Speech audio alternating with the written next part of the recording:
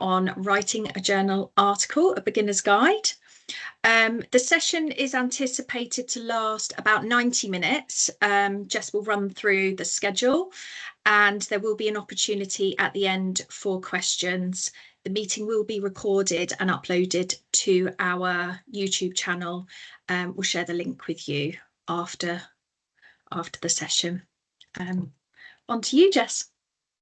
Thank you, Stephanie. Hi, everyone. So as Stephanie said already, I'm Jess Watson. So I'm a GP in Bristol, an academic clinical lecturer, and I've been running a writing a journal article short course at Bristol University for the past 3 years, and for about 10 years before that running writing retreats.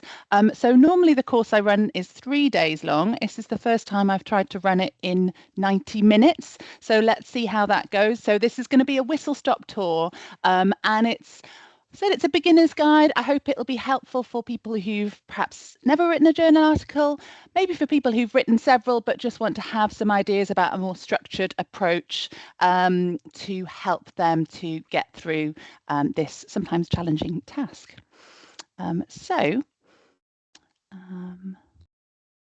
The aim of the session, so by the end of this session, the aim is that you will have a plan for how to write a journal article that's got a good chance of being accepted by your target journal.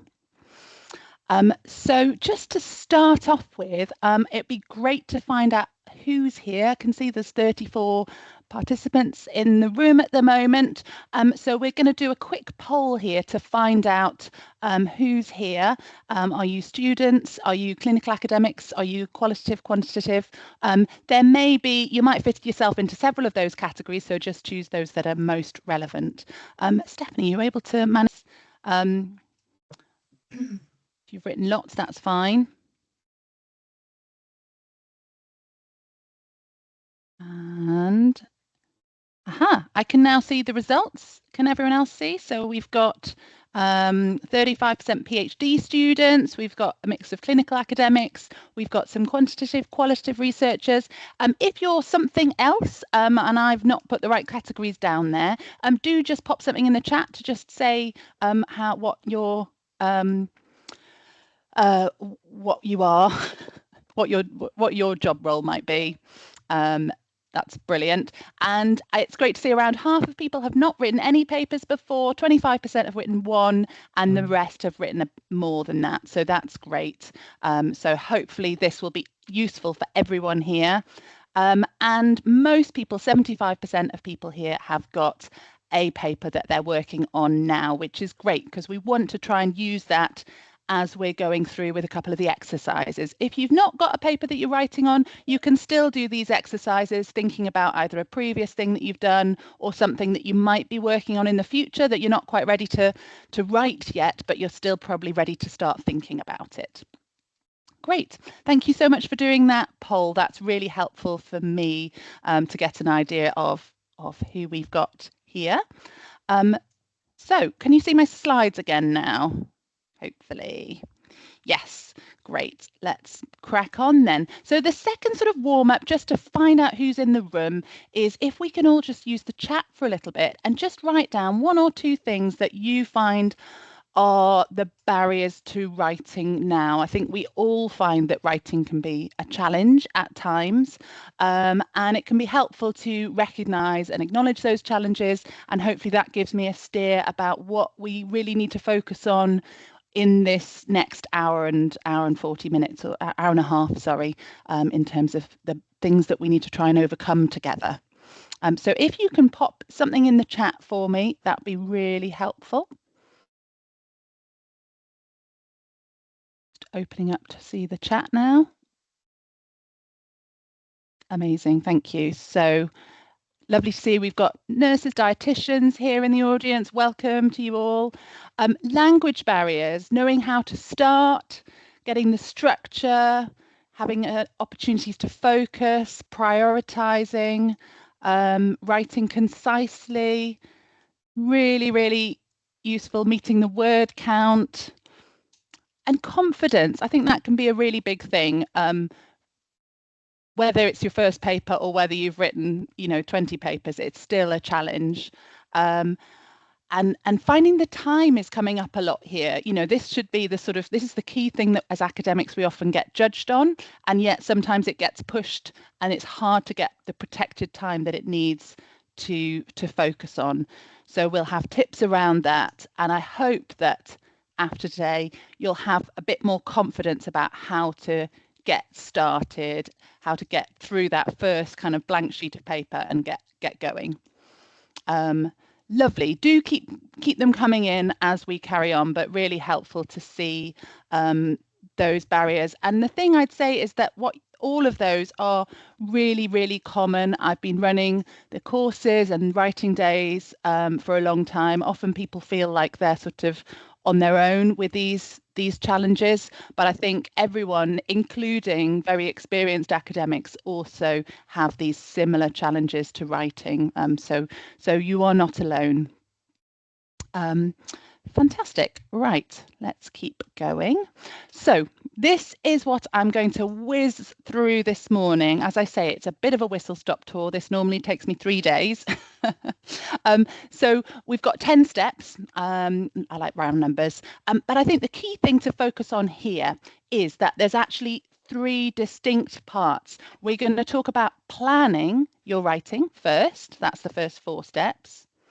We're going to talk about the writing in the middle, and then we'll talk about editing. And I think it's really important to emphasize that that we should try and break down into those 3 sections rather than just merging it all. I think we tend to focus on the middle bit and think, right, I need to write a paper, sit down and start writing.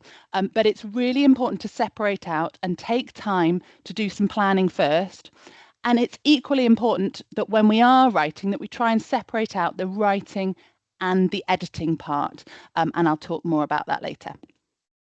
Okay, as we said at the start, if there are questions, particularly if there's anything I say that's unclear, do please pop it in the chat, and also we'll try and have a bit of time for questions at the end as well.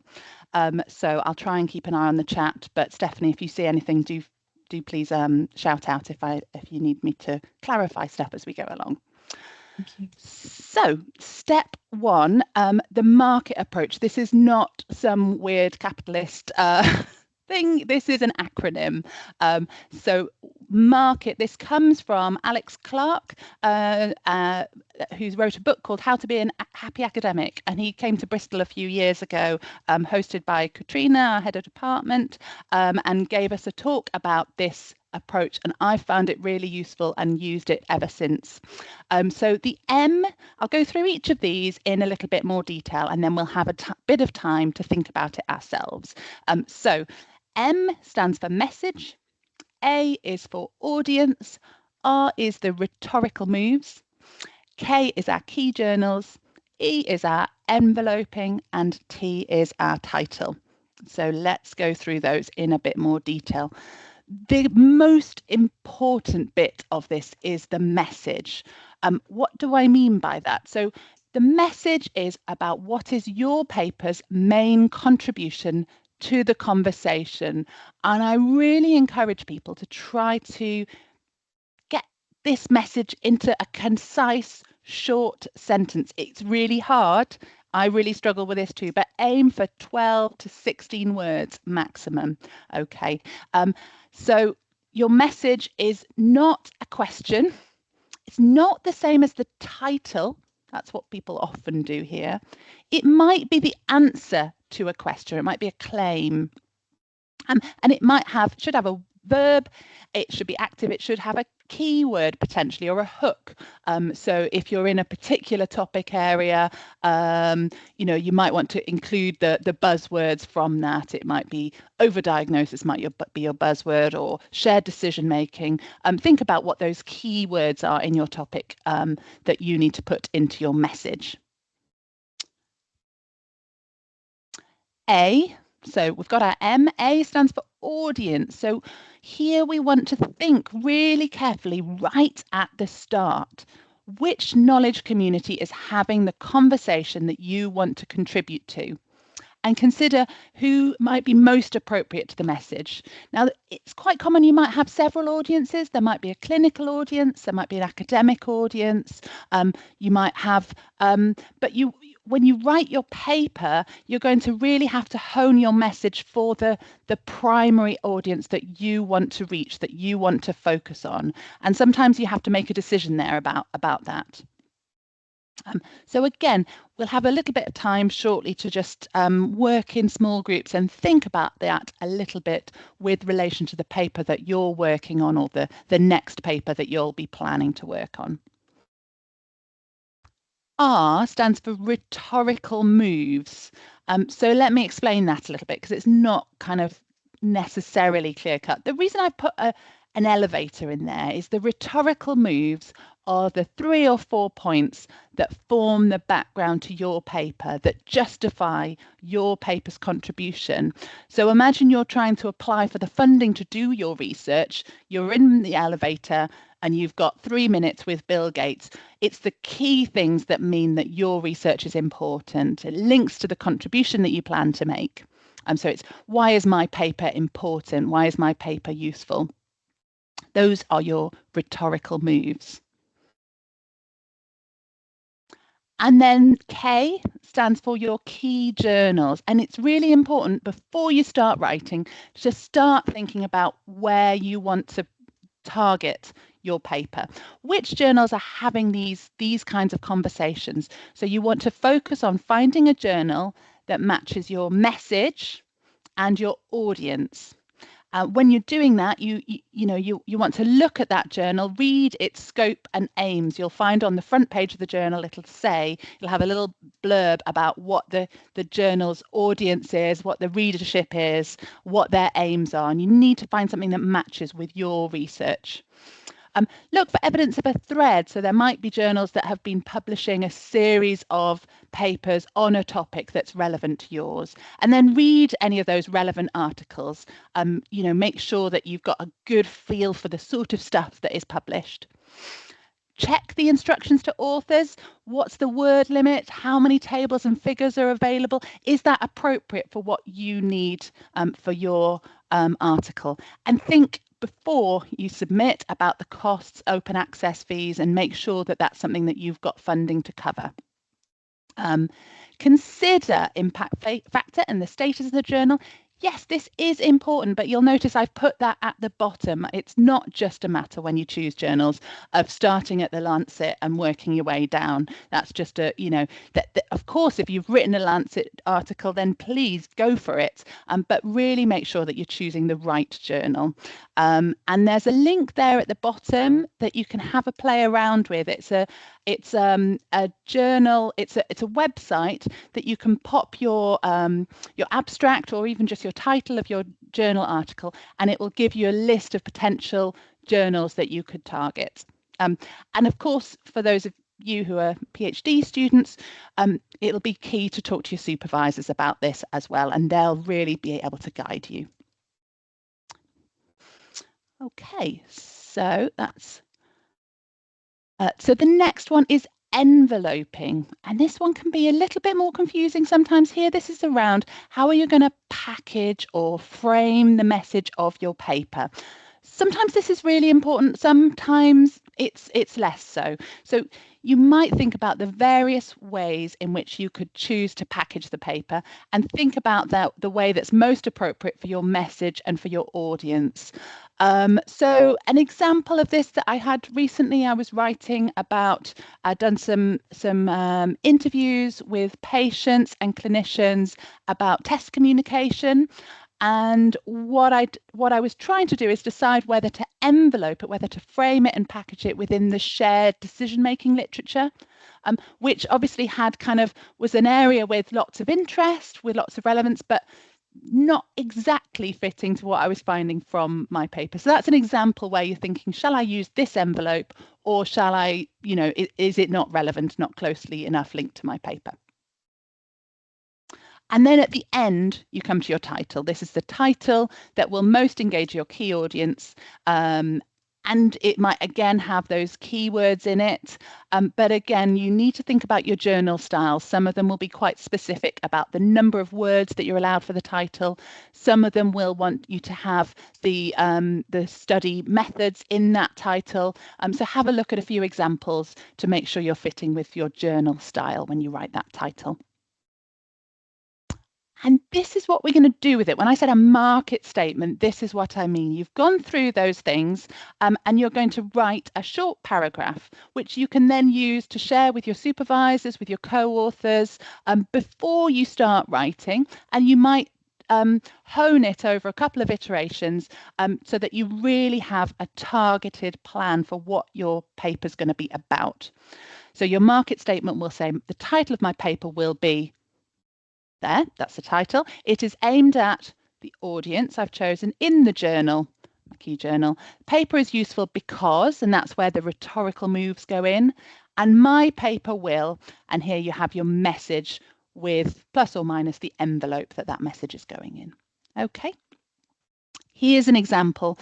This is one of the papers I wrote for my PhD actually, and this is an interesting one because I found it quite challenging to decide how to envelope it and how to pitch it. So in my PhD, I was looking at inflammatory marker testing and my key outcomes were for cancer, autoimmune conditions and infections after a raised inflammatory marker. But I was also interested in looking at mortality. That was a kind of it wasn't ever aimed to be a primary analysis, but I actually found that raised inflammatory markers was quite strongly predictive of 1-year mortality. So I kind of found myself struggling with this, thinking what I really don't want is the Daily Mail to say, oh, it's this, here's the death test. I thought that if I enveloped it and packaged it badly, it could, it could be quite a tricky thing to get across to the public and to clinicians too. This is what I came up with though. I spoke to a couple of colleagues who said, well, actually, what about thinking about the frailty literature? And there's lots of papers looking at frailty indices that are trying to predict mortality. So this is what I came up with in the end for my market statement. The title of my paper will be Raised Inflammatory Markers as a Predictor of 1-Year Mortality, a cohort study in primary care. It is aimed at primary care clinicians and care of the elderly physicians in the journal Age and Aging. The paper will be useful, is the key bit, because a range of frailty indices have been developed to predict mortality. None currently use inflammatory markers. So I was finding that a single inflammatory marker was fairly similar in terms of predictive power to these existing frailty indices.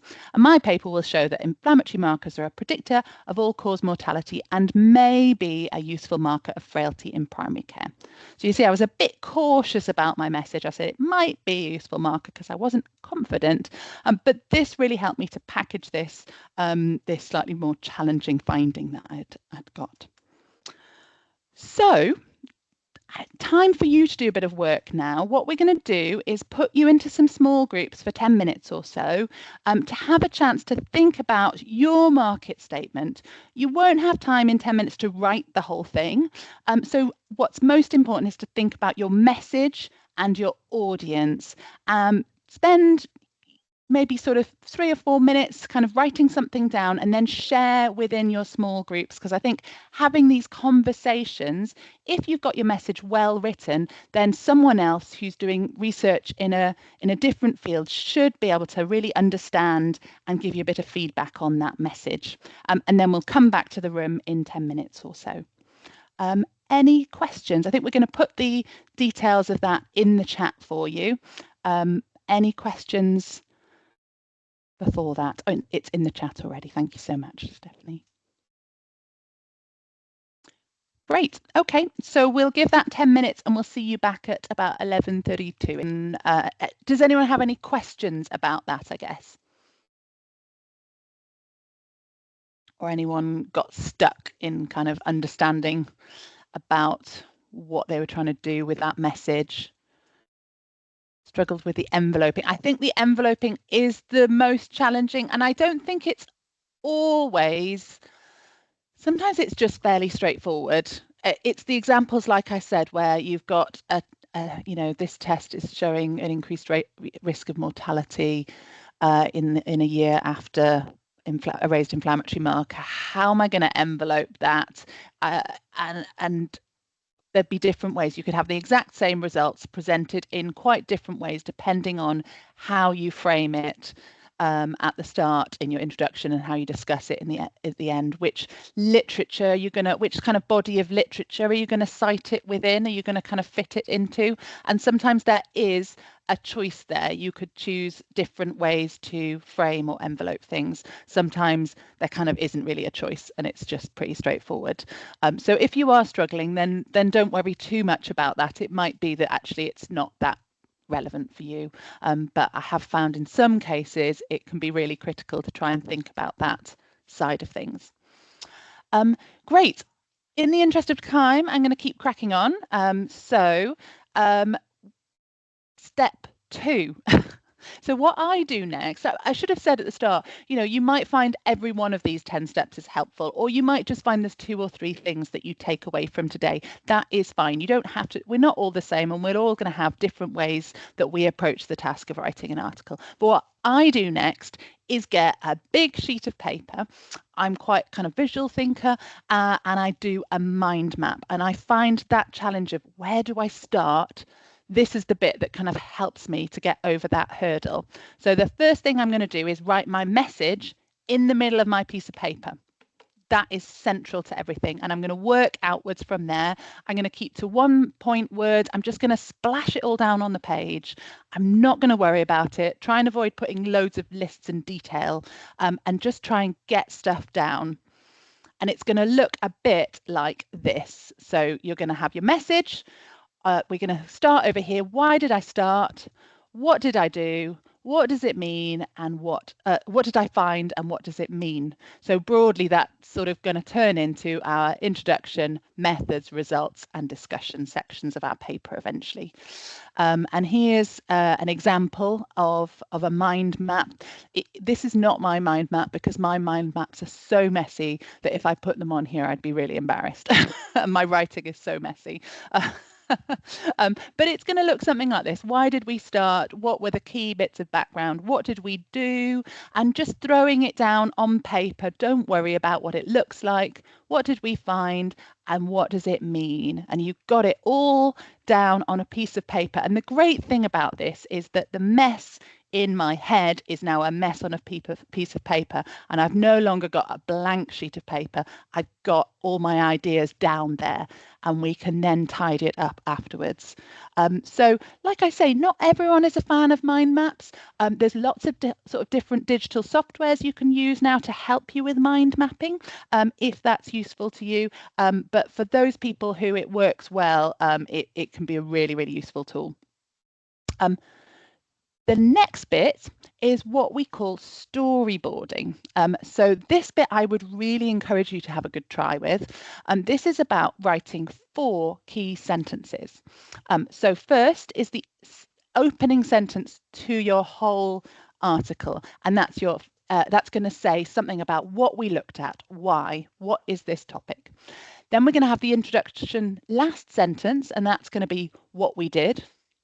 Then we'll have the discussion first sentence. That's going to be what we found. It's very simply. And the discussion last sentence is going to be that message that you've already written, what this means. Okay. And this is what it's going to look like. Okay. So this, if you haven't figured it out, is our introduction, methods, results, and discussion. IMRD. And these triangles here are our paragraphs. So our introduction broadly is going to be fairly short, 2 or 3 paragraphs, and it's going to be bookmarked by the first two key sentences where these red arrows are. It's going to start with a key sentence and it's going to end with a key sentence. Then we're going to have our methods and results. They're going to be broadly 6 or 7 paragraphs. This will vary a little bit depending on the journal that you're writing for and the type of research that you're doing. Qualitative might be quite different. You'll tend to have a longer results section for quali. And then your discussion section there, I've put 6 paragraphs for this. And again, this discussion section is going to be bookmarked by the 2 key sentences there at the end.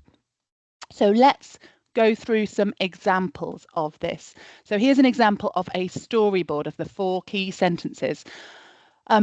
Breast cancer, opening sentence, breast cancer is a major cause of premature mortality. We looked at the first results of the first 10 years of a screening program in Copenhagen. What we did, what we found breast cancer mortality dropped significantly. What does this mean? More research is indicated. Any comments on that example of a storyboard? Anyone want to make any suggestions about that? Anything that they think is maybe tricky? What do you think of the message? Did anyone write for their message, more research is indicated? Everyone can write that about every piece of research that they ever do, okay? And yes, you might put that somewhere in your paper, but I don't think that we want that to be our key message. And our opening sentence there, this is a classic one here. Breast cancer is a major cause of premature mortality. I mean, it's such a no-brainer, that one, isn't it? And it's so obvious and it's so broad that it's not really telling me much about the problem that that this is focusing on. So here's a slightly better version, hopefully, if I can move my slides, a slightly better version of that. So mammography screening plays a major part in preventing breast cancer. So now we're narrowing that down a little bit. We looked at the results of the first 10 years of a screening program. We found breast cancer mortality dropped significantly. Screening prevents deaths from breast cancer. So there's our message. Screening prevents deaths from breast cancer. It's definitely a powerful message, isn't it? I would question whether it is too strong, given that this is probably an observational study by the looks of things, looking at results of 10 years of a screening program. So these are sort of showing the extremes of the kind of message that you might put into your paper and the challenges that you can come up with. But hopefully this gives you an idea of those 4 key sentences. And what you can see is when you've got that storyboard, you've actually got the outline of a paper really nicely set out, and you can put those structures into your paper and have a really good start on writing. So I think I'm actually running to time, which is amazing. What I want you to try and do next is have a go at these key sentences. So I'm not expecting you to have all 4 sentences written out. You've already hopefully got a start on writing that message on the last sentence of your discussion. Have a go at seeing if you can get 1 or 2 more sentences written and then share them and discuss them in your small groups. I think you'll really find that discussing them, getting feedback from one another can really help you to hone them and improve them. And it'll be something that you can then share again with supervisors, with co-authors, and improve them. And it really helps signpost the reader when these 4 key sentences are nice and clear, because that's what people do when they read a paper. They don't go from the top and just read all the way through to the bottom. They tend to just look at the key bits. They tend to look at the beginning, end of the discussion, the beginning of the introduction, and they need to be clearly signposted when they're reading the paper that way. So any questions about this exercise before we put you into the breakout rooms? We're going to pop this task in the chat again, and we're going to give you 10 minutes for the task. And then what I suggest is we have a sort of 5-minute kind of comfort break after that as well. So let's see, where are we now? So if we come back together just a little bit before 12 o'clock, and then hopefully we'll be able to finish nice and promptly by 12:30. Okay. Great. Hello again. So if anyone needs a quick comfort break, then please do take a moment now. If not, has anyone, or those who don't, has anyone got any questions about that or any issues they wanted to ask about?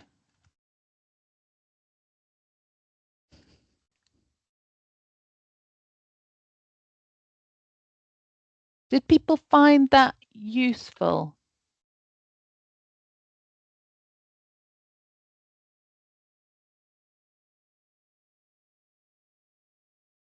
So I found it interesting trying to, oh, my apologies. I found it interesting trying to whittle down what I was doing in one sentence for the start. Because I was like, but they don't understand what I'm measuring, how I'm measuring. I'm saying behavioral responses. Aren't they curious what those are? And I was tempted to put that into the topic sentence. Yeah, it can be really hard to get it down to one sentence because we all want to. And of course, all of those things, all of that other stuff that you mentioned there is all going to be in your paper. But if you're thinking about your message, if you're going to explain it to your mum, you're probably not going to give all those details. You're going to try and explain not just details of the measurement, but what does it mean? What does this actually mean? And that's what I think is key for the message. So you should hopefully be able to get that into a sentence. I appreciate it's not easy. And again, I think Rose has said in the chat that it can be harder for quali, and I do agree, definitely, often harder. Still good to really try, because I think you can have it's important to try and have a focused paper, not just one that's just kind of, saying lots and lots and lots of things, but to try and work out what the most important bit of all of that is. And then all the rest will still go in there. Kate Leah? Sorry, I just want to say that I found it easier than the first bit, but also because English is not my first language, we just try to put everything in one sentence, so to speak. So actually, this gives a really good structure of what you want to say, and then you just can fill in the bits and then take it from there. So it was really good, really enjoying. Thank you. Great. And not expecting you to have, in these tiny little breakouts enough time but hopefully it's given you enough of an idea about how to use these tools. Hopefully you might not find you need all of them, but hopefully you can take that away and then use that to work on this some more in your own time afterwards. I think there was a question earlier from someone, Sadaf, about whether this applies to methodology papers. And I think the answer is yes, it does. They'll obviously be a bit different in terms of what your message is, and you might have to approach it in a slightly different way, but I think you still need to think before you start writing about what the message of your paper is, and about how you're going to structure it and what those sentences might look like. Yeah, so I think it's still relevant, although it might be a bit different. Great. I think, is everyone happy if we keep going, and then we'll be able to make sure we finish nice and promptly on time? Does that sound all right? Great. I'm going to share my screen again then. She says. Great.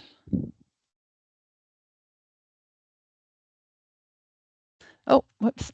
Where have we got to? So we've done our market approach, we've done our mind maps, we have done our storyboard. Next step is to write the plan. So you've got your big messy piece of paper with everything on it. Now you want to turn that into a linear plan. And what I want you to think about is that each paragraph of your article is going to have one kind of message, one key sentence in it. Think of it as a triangle. We tend to, as academics, do this kind of triangle. So we tend to write supporting sentences, and then at the end we come to our key sentence. And that is fine. It's a much less punchy way of writing. If you read newspaper articles, if journalists are really good at doing it the other way round. So they start with their key sentences and then they back it up. And I think it is good practice to try to make our writing as clear and easy to read, as an impactful to read, by trying to think about those inverted triangles where we start with our key sentence and then we build in the supporting sentences afterwards. Okay, and when you're writing your linear plan, so this is why I'm going back to this picture again, I've got these inverted paragraphs, inverted triangles for each of the paragraphs. So you're going to think about writing the plan, and you're going to have roughly check, look at your key journal that you're targeting to really think about how many paragraphs you're going to need for each of these. But generally, your introduction is going to be shortest. Then you're going to have around 7 paragraphs for your methods and results and around 6 for the discussion. And again, we can see in this plan, you can straight away slot in those 4 key sentences that you've already written. So your linear plan is just going to look like that. It's going to have your introduction, then it's going to have a couple of bullet points for your paragraphs, then you're going to have your methods, bullet points for what the key points for each of the paragraphs are, results and discussion. And it's going to be, you're going to basically be using everything that you've got on your messy piece of paper and convert it into a nice, neat linear plan before you start the writing. Okay. A little bit more on the discussion. So just, I'm not going to go through each of the sections, but I will share some resources at the end that you can have a look at if you want to have more detailed information about what you need to put into each of those sections. But for the discussion section, check your instructions for authors carefully. Some journals will require specific subheadings. For example, the BMJ will require a statement of principal findings, strengths and weaknesses of the study, strengths and weaknesses in relation to other studies, so that's your comparison with existing literature, unanswered questions and future research, and then at the bottom, the meaning of the study, explanations and implications for clinicians and policymakers. So if there's no sort of requirement from the journal that you're targeting, I still think this usually for most research is a good kind of broad outline to follow for your discussion section. It should have all of those things in, and usually in that order.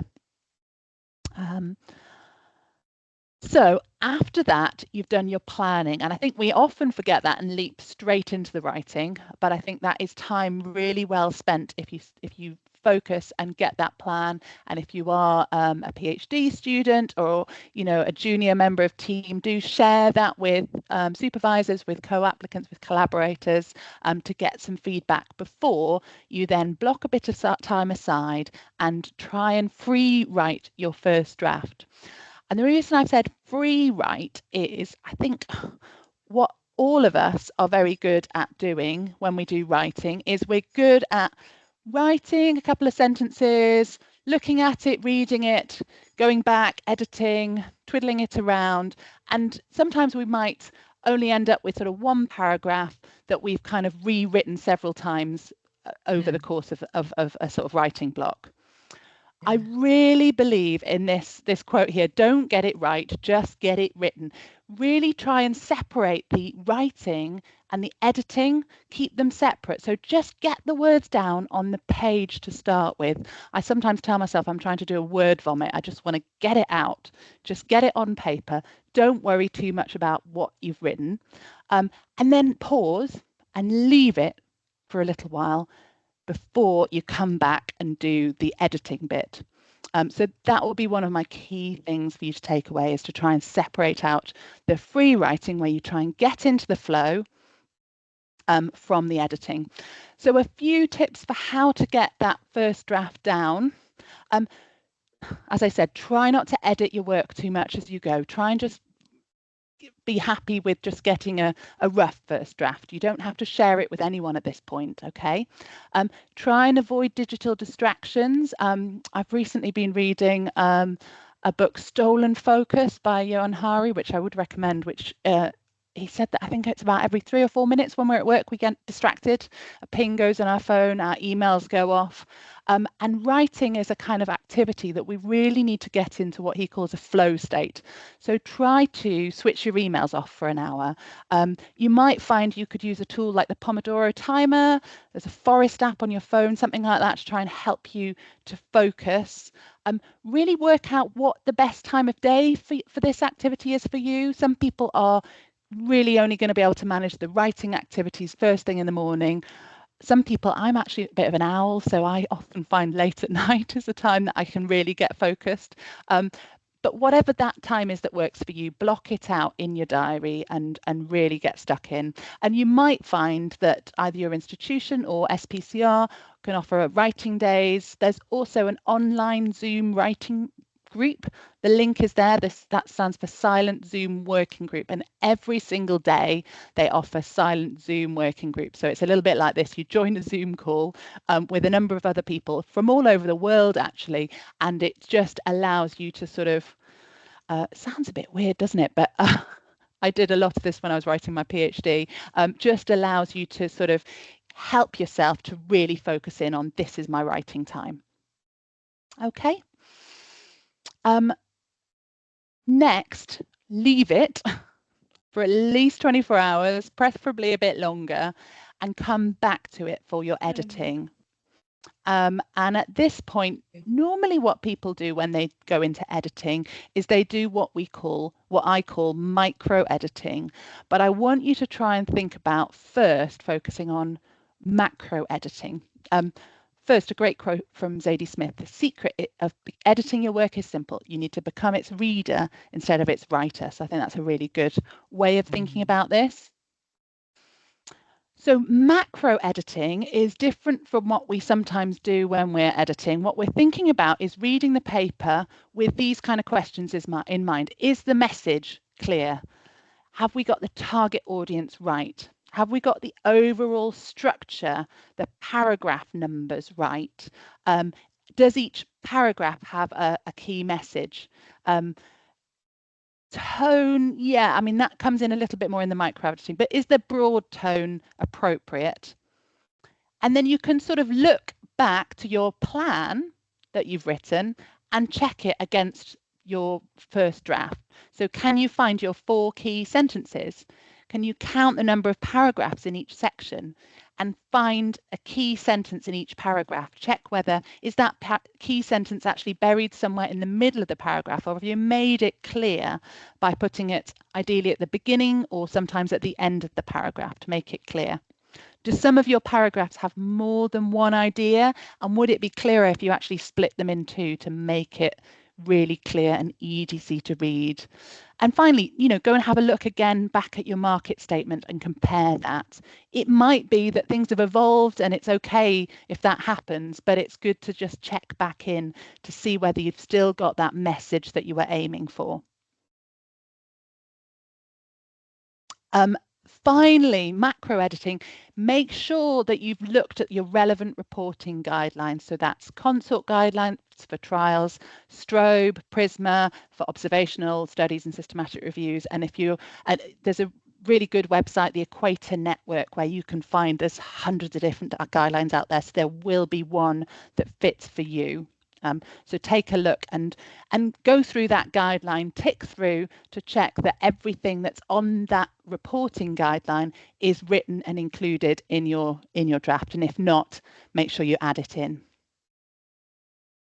So that's a little bit different to what we often think of when we do editing, which is kind of micro editing, which is looking at sentences, rearranging them, thinking about spelling and grammar, readability and style. And that is important, but I would we can get a bit lost in that. I think we can go down kind of rabbit holes when we're trying to do that if we're not careful. Yeah, that's the main thing is focus on the macro editing, and then the micro editing. If you've got co-authors, they'll all help with all of that, and they'll all, you'll probably have someone who's a pedantic about commas and will help you with that sort of thing. So I'm only going to say a few things on micro editing. I am a fan of keeping sentences fairly short. I think academics can write horribly long sentences which are really hard to read, and well-written papers should be clear and easy to read. We should try and use the active voice. Academics, again, are terrible about this. So this is the cat sat on the mat, not the mat was sat on by the cat. We sometimes find ourselves saying convoluted things like that. Positive statements, don't have double negatives. Avoid really long words, delete redundant words wherever you can. Cutting out unnecessary words can help. But please do feel free to break these rules when necessary, because you'll all have your own style Journals will have different styles, and that's fine. I'm less kind of worried about micro editing than the other stuff.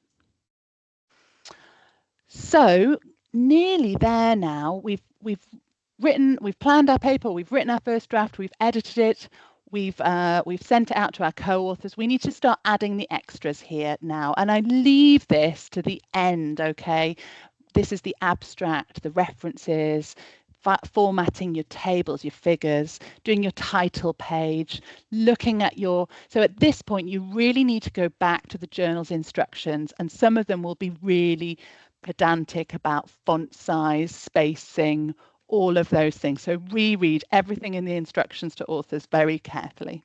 Okay, so I'll go through a few of these in a bit more detail. So abstract, follow the style of the journal. Again, it'll say whether you've got subheadings that you've got to put, how many words it needs to be.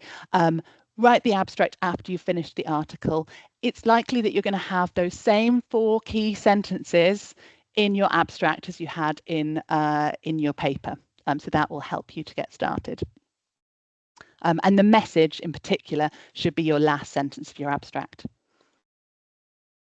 Title page, again, check the instructions to authors, but typically this will have your title, your authors, your affiliations, address and email for your corresponding author, and your word counts. Okay, so that's a fairly straightforward one, but something that you do need to, these extras at the end take surprisingly long. So you think you've written your paper and it's still, then the final slog of getting these last things off really can be a challenge at the end. Then you need to write your covering letter. So don't write this one, covering letter, please publish my article. I really need this, it's good, I promise. Can be hard to know what to put in your covering letter, can't it? But I think really the letter to the editor just needs to say what your message is and why it belongs in this journal. So it's important to this audience, and that's the readership of your journal, and it's going to be important to them because. So what does it add to the field? What's the new or interesting or important bit that this adds? And then you can also add in any sort of publications, conflicts of interest, preprints, and confirm you've met the sort of requirements. But it doesn't need to be super long. Okay, one side of A4 max in general.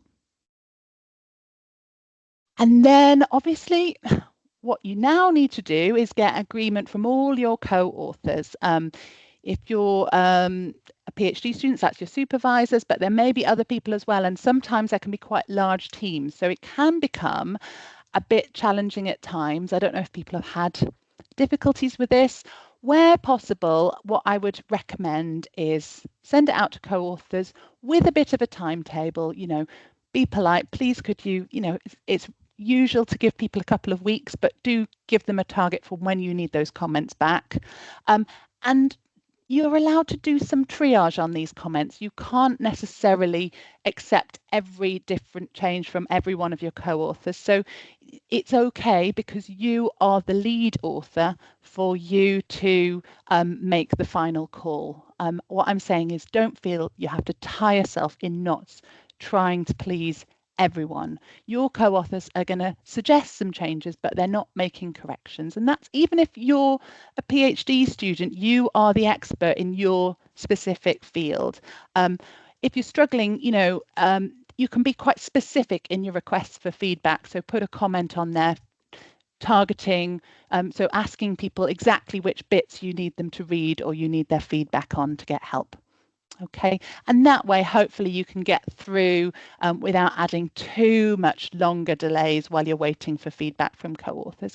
But you've got to, these will be busy people, and you do need to give them the time and the space and do your best to get their input into this, which sometimes can feel challenging, but it will make a better paper at the end. And then send it off. It's done. Or is it? So you've sent it off. Sending it off itself also, if you've never done this before, it'll usually be via a platform such as Scholar One. There's a few different sort of online portals, and you'll think, I've got everything ready, and then you'll log on to that, and it is a bit of a slog. Okay, so if you feel like, oh my goodness, I'm really struggling with this, then again, you are not alone. It is quite challenging to just get all the different things uploaded that they want and to answer all the additional questions that they'll be asking you for the final send off. Okay, so leave yourself some time for that. Don't start it at sort of 5 o'clock in the evening and expect it to be submitted straight away. It will take a bit of time to get the submission done. And if you haven't read it all carefully, it's quite common that you'll submit it and an hour later you'll get a bounce back saying, oh, you haven't followed the instructions to authors and we need you to reformat X, Y, and Z. At which point you start sort of tearing your hair out. But again, that is very normal if you're experiencing that. Okay. Just to emphasize now that you've not finished yet. So you have to have an idea, design your study, get your funding, start your research. And then you have a long time to submit your paper.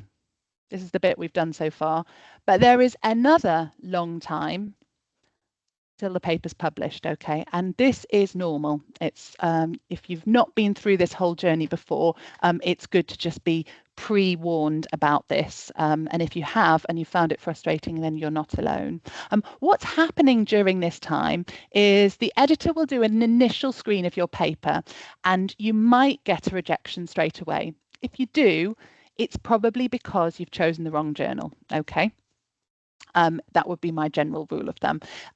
If you're waiting to hear back, you've submitted your paper and it's been a few weeks, a month, that means that your paper has been sent out for review to independent academics who are working in the same field, and they're busy people. And they've got lots of other things to do. And increasingly, I think editors are finding it harder to get people to do this reviewing for them. So if you are waiting, that is kind of perversely, that's kind of good news. It means that it is being looked at seriously and you've got a good chance of getting it published. Okay. After a certain amount of time, a month, a couple of months, sometimes longer, you will get some reviewers' comments back.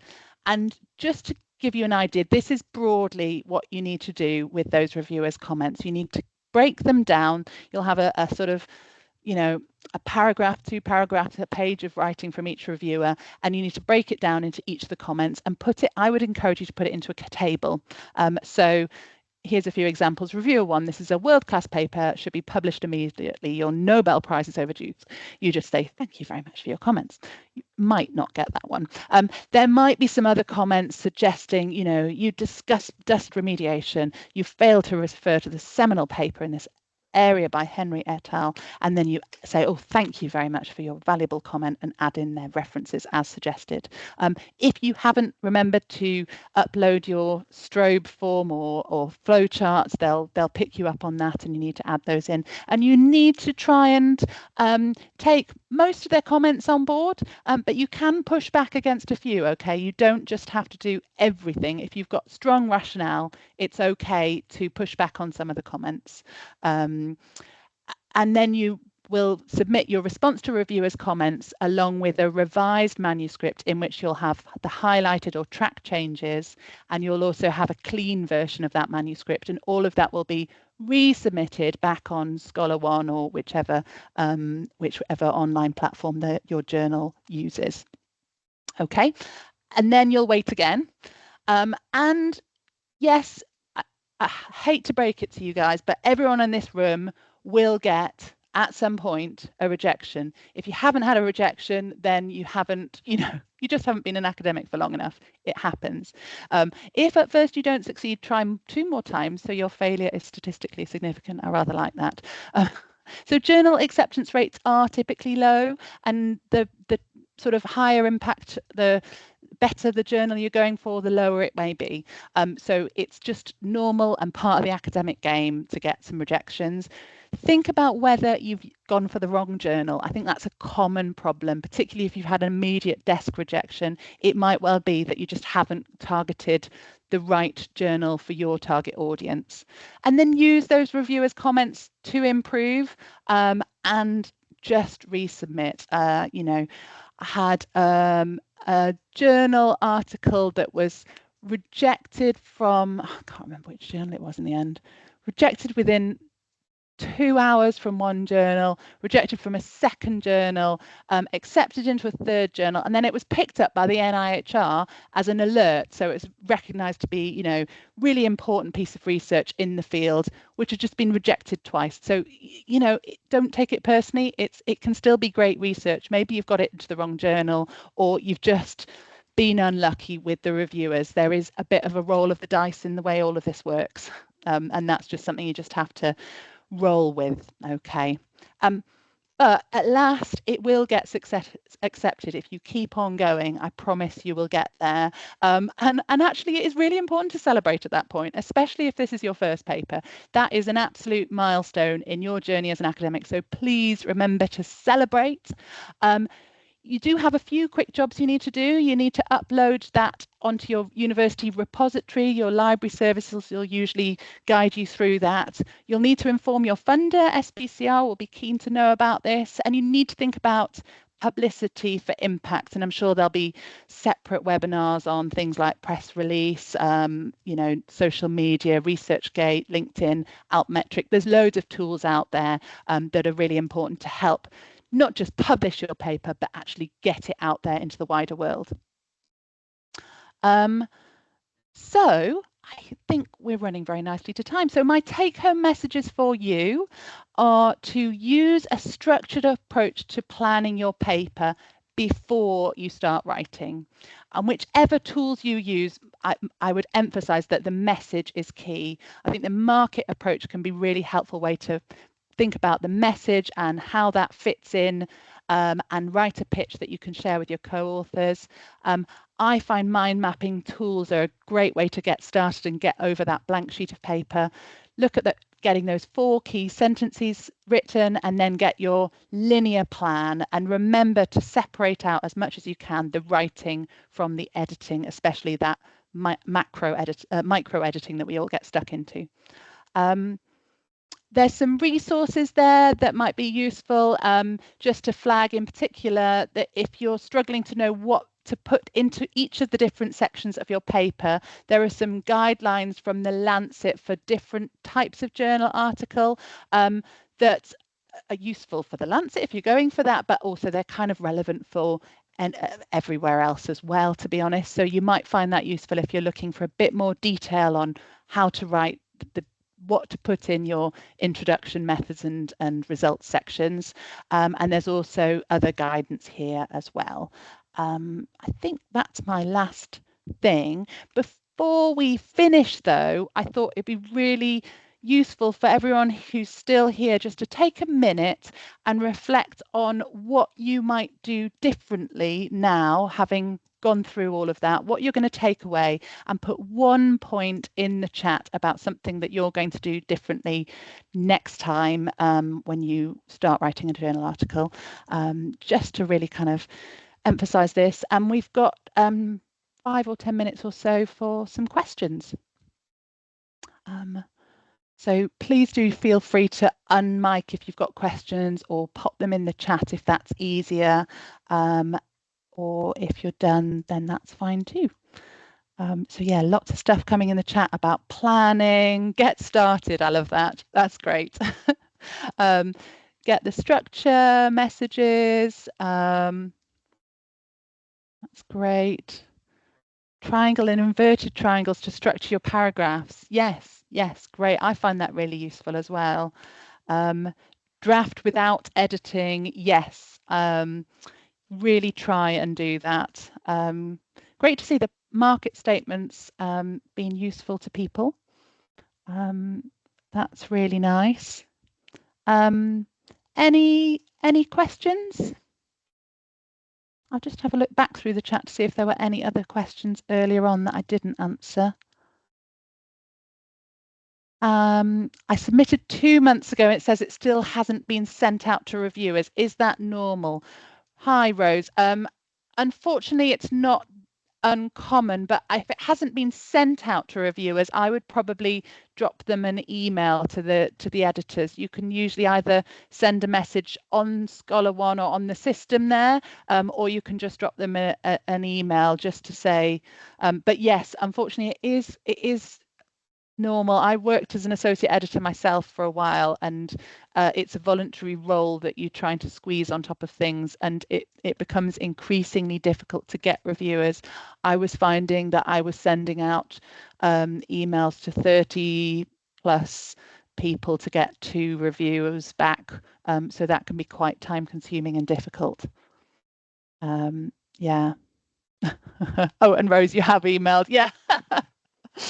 Oh dear, I didn't mention on the choosing the journal that you might want to look at their turnaround times as well, because some journals are quicker than others, but sometimes I'm not sure. I'm quite sure I believe the what they write on their websites. It doesn't always seem to match my experience. But anyway, it is normal that it's a long time. Any resources on how to improve writing style so it's more academic? Good question. Your university or institution may have some support. I know in Bristol there are a variety of different things that you can access, and I guess your supervisors as well should be able to help support you with that, or your co-authors. It's not. I'm not aware of specific resources, I'm afraid. But yes, very happy to share the slides, and Catherine, glad that the group work was working well for you. That's great to hear. Okay, well, lovely to see everyone, and I hope you've had a good morning, useful morning. Do feel free to drop me an email afterwards if there's anything else that you haven't that we haven't covered or that you'd like to ask afterwards. Thanks, Jess. Thank you, Sue. Thank you, Jess.